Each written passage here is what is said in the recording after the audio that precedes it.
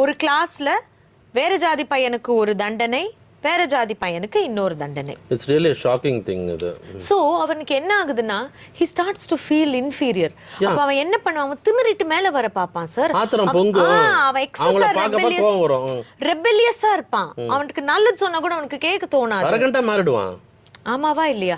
அந்த குழந்தை மனசு, அது குழந்தை மனசுன்னு தான் சொல்லணும். ஸ்கூல்ல படிக்கும்போது நீங்க என்ன சொல்லி தரீங்க, இப்ப நீங்க சொல்றத பார்த்தா இப்போ இன்னும் ஒரு 20-30 வருஷத்துக்கு தாண்டணும் போல இருக்கு, 30-40 வருஷம் தாண்டணும் போல இருக்கு.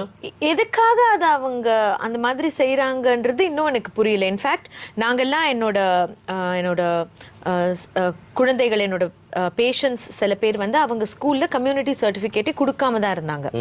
ஆனா இப்ப வந்து இந்த இஎம்ஐஎஸ்ல கம்யூனிட்டி சர்டிஃபிகேட் அப்லோட் பண்ணணும், அதனால கொடுத்துருங்க, நாங்க வந்து காஸ்ட் வைஸா கணக்கு எடுக்கணும் அப்படின்னு சொல்றதுனால அதை பத்தி தெரியாத குழந்தைகளுக்கும் அதை பத்தி தெரிய வருது இல்லையா? சோ